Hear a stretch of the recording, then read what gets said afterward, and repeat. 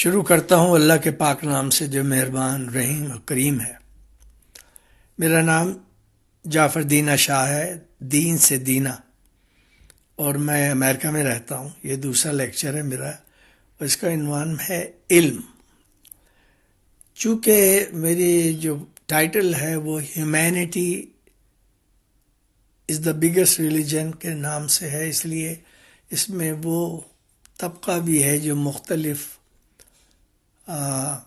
مذاہب میں سے وابستہ ہے، جیسے یہودی ہیں، جیسے کرسچنز ہیں، جیسے ہندو ہیں، اور پھر ایونچولی مسلمان ہیں۔ تو اب دیکھنا یہ ہے کہ یہ جو کرسچن ہے وہ کیا کہتے ہیں علم کے بارے میں۔ یہ رب کو، جسے ہم اللہ پاک کی ذات کو کہتے ہیں، یہ یہوہ کہتے ہیں، اور یسوع مسیح یعنی حضرت عیسیٰ علیہ السلام، وہ کہتے ہیں کہ ہمیں خدا کی مرضی کے ساتھ چلنا ہے، ہمیں کون سی باتیں نہیں اپنانی ہیں، کون سی باتیں اپنانی ہیں، یہ علم ہمیں بائبل دے گا۔ اور ہمیں علم حاصل کرنے کے لیے سنجیدگی کا اظہار کرنا پڑے گا۔ علم جو ہے وہ ہمیشہ کی خوشیاں یا زندگی لاتا ہے۔ اس کا مطلب یہ ہے کہ جو علم حاصل کرتے ہیں وہ پھر اپنی اولاد کو بھی بتاتے ہیں، پھر وہ ان کی اولاد کو بتاتے ہیں، تو گویا اس اے کنٹینیو پروسیس علم۔ تو لامولا اگر کوئی بچہ کوئی انجینئر بن جائے، ڈاکٹر بن جائے، آئی ٹی کا بن جائے، یا جو بھی اس کو دل چاہتا ہے اور کامیابی حاصل کرتا ہے، تو پیرنٹس آر ویری ہیپی، اور یہی یہاں کہہ رہے ہیں۔ اب علم حاصل کرنا اور ترقی کرنے کے لیے بائبل حوصلہ افزائی کرتی ہے، رب کی طرف اشارہ ہے۔ بائبل کا مطلب ہے رب ہے۔ ہندو اپنی گیتا میں فرماتے ہیں کہ اللہ کی رسی، ہم لوگوں کی رسی اللہ کے ہاتھ میں ہے، وہ جدھر چاہے ہمیں گھما دے۔ اس نے ہم کو عقل یعنی بدھی دی ہے، اور بے شمار اس کی نعمتیں جو ہم کو دی ہیں، تو ہمیں چاہیے کہ ہم علم حاصل کریں اور اس علم سے خود کو بھی فائدہ پہنچائیں، اور اس کی مخلوق یعنی جنتا، پوری کائنات کی جنتا جو ہے اس کو فائدہ پہنچائے۔ اب آگے ہمارا مذہب اسلام، تو وہ کیا کہتے ہیں؟ اللہ نے کہا ہے کہ اسلام فرماتا ہے اور اللہ کہتا ہے کہ علم حاصل کرو اور میری مخلوق کی خدمت کرو۔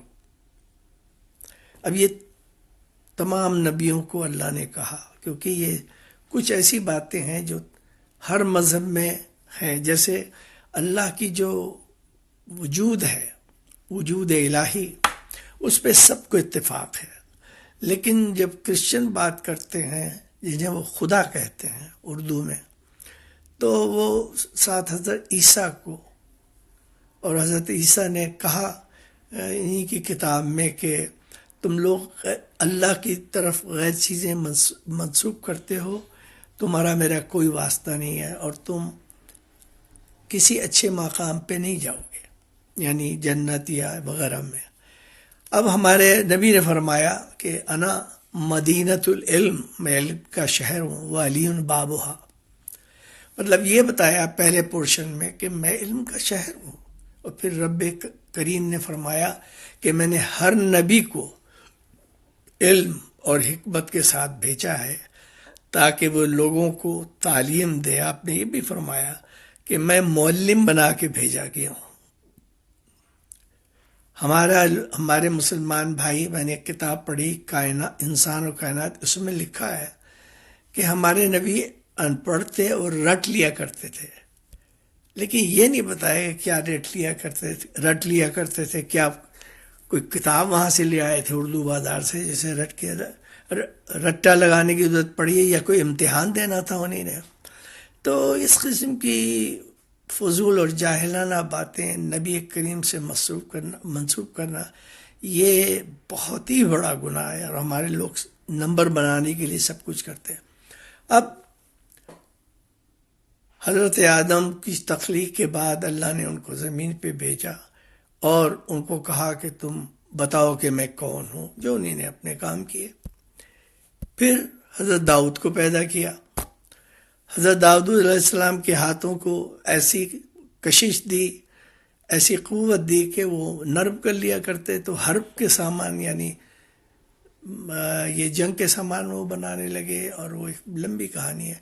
پھر حضرت موسیٰ تشریف لائے جب جادو کا سحر کا سلسلہ تھا، تو وہ فرعون کے دربار میں سارا واقعہ لکھا ہے۔ پھر حضرت عیسیٰ کو بھیجا، ان کو ڈاکٹر بنا کے بھیجا، آج کی ٹرمینالوجی میں کیا ہے، مسیح۔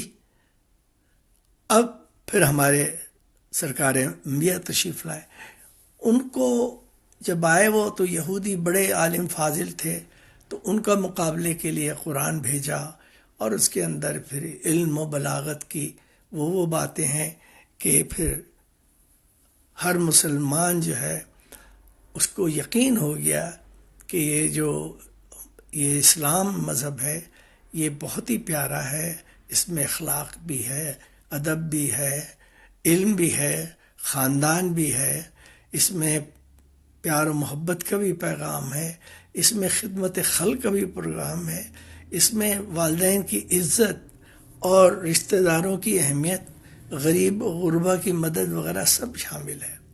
تو چنانچہ میرا پیغام یہی ہے آپ سب سے کہ برائے مہربانی علم حاصل کریں، مال بنانے کے لیے نہیں، بلکہ اس لیے علم حاصل کریں کہ آپ اس کے بندوں کی خدمت کریں، اور خدمت گھر سے شروع ہوتی ہے، پھر اپنے رشتہ داروں میں ہوتی ہے، پھر پڑوسیوں میں ہوتی ہے، اور پھر اوورآل پوری سٹیز کنٹریز میں جاتی ہے۔ آپ سے التجا ہے مجھے کہ آپ مجھے اپنی دعاؤں میں یاد رکھیے گا، انشاءاللہ پھر ملاقات ہوتی ہے۔ اللہ حافظ۔